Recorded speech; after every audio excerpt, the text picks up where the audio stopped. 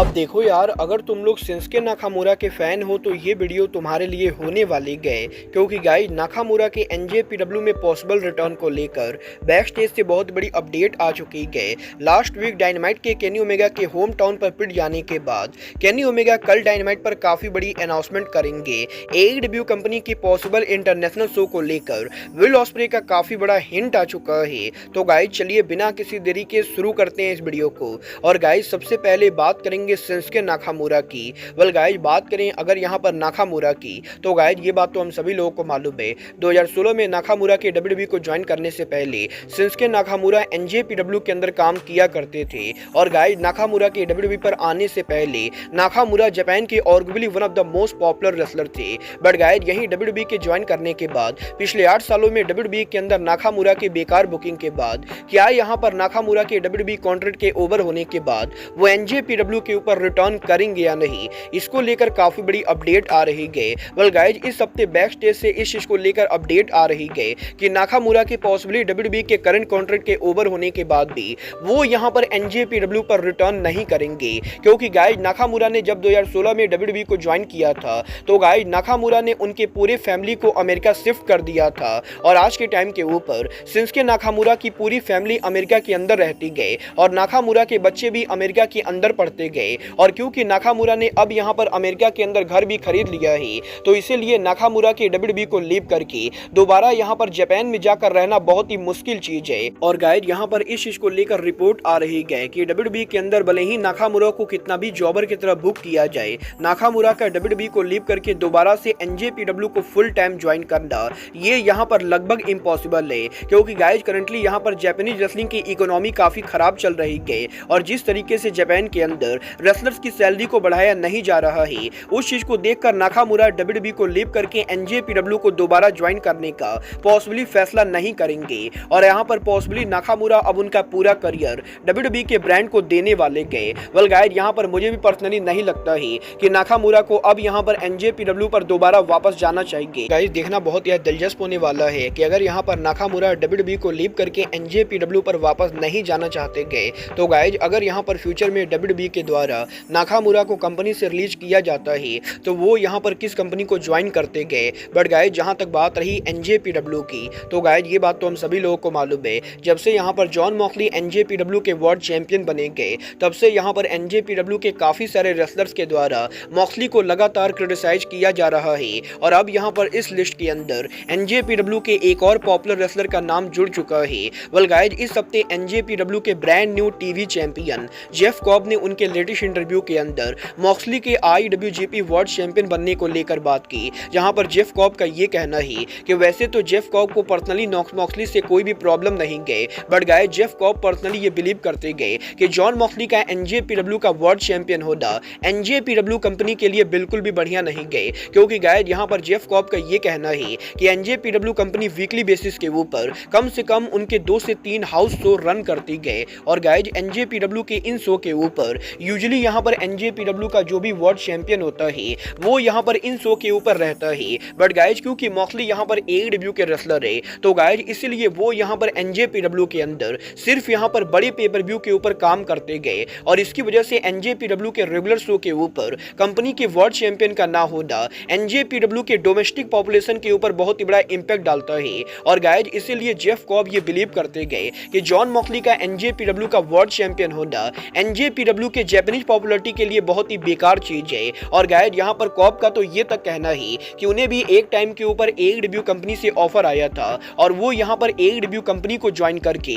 Part timer के तौर पर एनजेपीडब्ल्यू पर भी काम कर सकते थे। बट गाइस जेफ कॉब ने एईडब्ल्यू के ऑफर को ठुकरा के एनजेपीडब्ल्यू के साथ उनकी लॉयल्टी को प्रूफ किया। और गाइस यहाँ पर कॉब का ये कहना है कि अगर यहाँ पर मॉक्सली एनजेपीडब्ल्यू के साथ उनके लॉयल्टी को प्रूफ करना चाहते गए तो उन्हें यहाँ पर एनजेपीडब्ल्यू के बड़े पेपर व्यू के साथ साथ एनजेपीडब्ल्यू के हाउस शो के ऊपर भी काम करना चाहिए। वेल गाइस मुझे तो यहाँ पर बिल्कुल भी नहीं लगता है कि मॉक्सली किसी भी कीमत पर एनजेपीडब्ल्यू पर रेगुलर बेसिस पर काम करेंगे। बट गाइस चलिए फिलहाल आगे बढ़ते और बात करते हैं एईडब्ल्यू के इस हफ्ते डायनामाइट शो की। वेल गाइज, बात करें अगर यहाँ पर एईडब्ल्यू के इस हफ्ते डायनामाइट शो की, तो गाइज अब मैं आपको बता दूं, लास्ट वीक केनी ओमेगा के होम टाउन के ऊपर एईडब्ल्यू के डायनामाइट पर केनी ओमेगा के 5 महीनों के बाद रिटर्न होने के बाद जिस तरीके से एईडब्ल्यू के डायनामाइट के एंडिंग के ऊपर Jungle Boy, Jack Perry, Okada और यंग बस के द्वारा केनी ओमेगा के ऊपर अटैक किया गया, उसके बाद हम सभी को ये लग रहा था कि ओमेगा अब यहाँ पर दोबारा लंबे टाइम तक एईडब्ल्यू के टीवी पर नहीं आएंगे।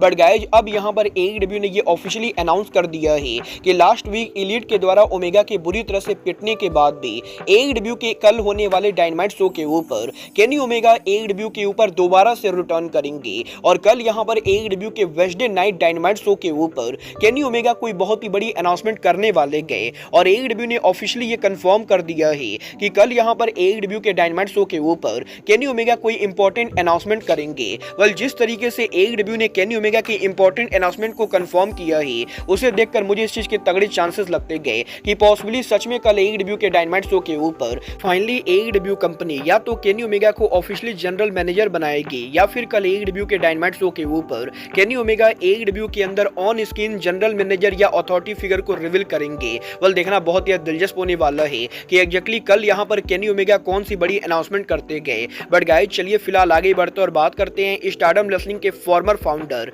रोजी अगावा की। वेल गाइस, ये बात तो हम सभी लोगों को मालूम है, रोजी अगावा जब स्टारडम रेसलिंग का काम कर रहे थे उस समय रोजी अगावा की वजह से एईडब्ल्यू कंपनी स्टारडम के साथ काम नहीं कर पा रही थी। और इवन यहां पर टोनी खान ने खुद ये कंफर्म किया है कि रोजी अगावा की वजह से टोनी खान स्टारडम के रेसलर्स को एईडब्ल्यू के शो पर नहीं ला पा रहे थे और एईडब्ल्यू के रेसलर्स को स्टारडम पर नहीं भेज पा रहे थे। और अब जबकि रोजी अगावा कंपनी से जा चुके गए तो ऑलरेडी यहां पर एईडब्ल्यू और आरओएच के काफी सारे शो के ऊपर हमें यहां पर स्टारडम के काफी सारे रेसलर देखने को मिलेंगे। वेल गाइस, जब इस हफ्ते जापान के फेमस स्पोर्ट रिपोर्टर फूमी साइतो के द्वारा एईडब्ल्यू और स्टारडम के पार्टनरशिप को लेकर एक बहुत ही बड़ी रिपोर्ट सामने आ रही है। वेल गाइस, इस हफ्ते फूमी साइतो के द्वारा ये रिपोर्ट सामने आई है कि एईडब्ल्यू और स्टारडम के पार्टनरशिप के अंदर जो मेन प्रॉब्लम थी वो प्रॉब्लम यहां पर रोजी अगावा की वजह से ना होके बल्कि यहां पर स्टारडम रेसलिंग और बूसी रोड के फॉर्मर प्रेसिडेंट हराडा की वजह से हो रही थी। और गाइस, फूमी साइतो का ये कहना है कि बूसी रोड के जो फॉर्मर प्रेसिडेंट है उन्हें यहां पर ये लगा था कि टोनी खान और एईडब्ल्यू कंपनी के पास बहुत ही ज्यादा पैसे गए और क्योंकि बूसी रोड के फॉर्मर प्रेसिडेंट हराडा को ये बात नहीं मालूम थी कि रेसलिंग बिजनेस के अंदर जब यहां पर किसी कंपनी का रेसलर दूसरे कंपनी के शो पर काम करता है तो दूसरे कंपनी से कितने पैसे चार्ज करने चाहिए। तो गाइस, इसीलिए बूसी रोड के फॉर्मर प्रेसिडेंट कात्सुहिकी हराडा ने एईडब्ल्यू कंपनी से ये डिमांड की थी कि अगर यहां पर एईडब्ल्यू के स्टारडम के किसी भी रेसलर को उनके शो के ऊपर बुक करना है तो हर एक रेसलर को बुक करने के लिए टोनी खान को स्टारडम रेसलिंग को $30,000 देने पड़ेंगे। और गाइस, यहां पर फूमी साइतो ने रिपोर्ट के अंदर ये कहा है कि स्टारडम रेसलिंग जब एक टाइम के ऊपर एईडब्ल्यू के ऊपर उनके रेसलर्स को भेजने को लेकर बातें कर रही थी तो गाइस, स्टारडम रेसलिंग के द्वारा टोनी खान को यहां पर 5 रेसलर्स देने को लेकर बातें हुई थी। और गाइस, टोनी खान के शो पर 5 रेसलर्स के 5 मैचेस रेसल करने के लिए टोनी खान से स्टारडम रेसलिंग और बूसी रोड के फॉर्मर प्रेसिडेंट हराडा ने करीबन $1.5 लाख की डिमांड की थी। और गाइस, फूमी साइतो के इस रिपोर्ट के हिसाब से एईडब्ल्यू कंपनी में स्टारडम के 5 रेसलर्स के 5 मैचेस के लिए स्टारडम रेसलिंग और बूसी रोड के फॉर्मर प्रेसिडेंट $1.5 लाख की डिमांड कर रहे थे। और गाइस, यहां पर फूमी साइतो का यह कहना है कि रोजी अगावा कभी भी एईडब्ल्यू के खिलाफ नहीं थे और ओरिजिनली जो बंदा एईडब्ल्यू कंपनी में रेसलर्स को भेजने को लेकर प्रॉब्लम कर रहा था वो यहां पर बूसी रोड का फॉर्मर प्रेसिडेंट था, जिसे यहां पर यह बात नहीं मालूम थी कि रेसलर्स को एक मैच के लिए इतने पैसे नहीं मिलते गए। और जब यहां पर स्टारडम रेसलिंग के द्वारा 5 रेसलर्स के 5 मैचेस के लिए टोनी खान से $1.5 लाख मांगे गए तो टोनी खान ने आइडिया को रिजेक्ट कर दिया। वेल गाइस, यहां पर फूमी साइतो की बातों में कितनी सच्चाई है मैं इसको लेकर कोई भी स्टेटमेंट नहीं दूंगा, क्योंकि गाइस, अगर आपको नहीं मालूम है तो मैं आपको बता दूं, फूमी साइतो रोजी अगावा के बहुत ही करीबी दोस्त माने जाते गए और मुझे इस चीज की 99% पॉसिबिलिटी लगती गई कि फूमी साइतो के द्वारा हराडा को लेकर ये जो रिपोर्ट सामने आ रही है ये यहां पर पॉसिबली रोजी अगावा के द्वारा फैलाई जा रही है। क्योंकि गाइस, जापान के अंदर फूमी साइतो और रोजी अगावा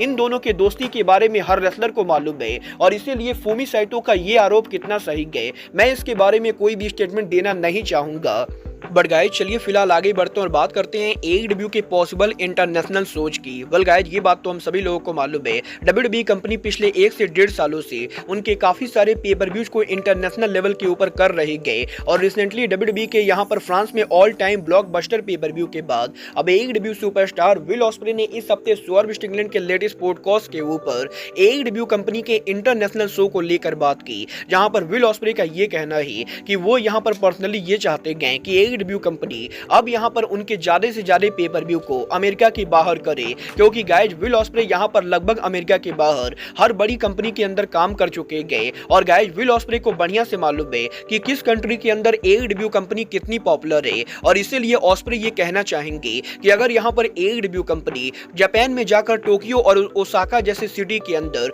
उनके पेपर व्यू या शो को करती गए तो AEW के शो पर आराम से 10,000 लोग आ सकते गए और अगर यहाँ पर AEW कंपनी ऑस्ट्रेलिया में जाकर सिडनी या मेलबर्न के अंदर शो करती गए तो AEW के शो पर 20,000 तक लोग आ सकते गए और ऑस्प्रे का ये कहना है कि वो पर्सनली AEW कंपनी के 5 इंटरनेशनल शो देखना चाहते गए, जिनमें से 200 वो टोक्यो के अंदर ओसाका में देखना चाहते गए और 300 वो ऑस्ट्रेलिया में मेलबर्न, डबलिन और सिडनी के अंदर देखना चाहते गए और ऑस्प्रे पर्सनली ये बिलीव करते गए कि जापान और ऑस्ट्रेलिया के अंदर आज के टाइम के ऊपर AEW कंपनी काफी ज्यादा पॉपुलर हो चुकी गए और AEW को 100% जापान और ऑस्ट्रेलिया के अंदर उनके इंटरनेशनल डायनामाइट या पेपर व्यू करने चाहिए। वेल गाइस अब ये तो आने वाला टाइम बताएगा कि टोनी खान ऑस्ट्रेलिया और जापान के अंदर AEW का पहला शो कब और कैसे करते गए। बट गाइस आपको क्या लगता है AEW को ऑस्ट्रेलिया और जापान में पेपर व्यू करना चाहिए या नहीं, आप लोग मुझे कमेंट करके बताइए। बट गाइस अब आज के इस वीडियो में बस इतना ही, मैं मिलता हूँ आपसे अपने अगले वीडियो में। बट गाइस तब तक के लिए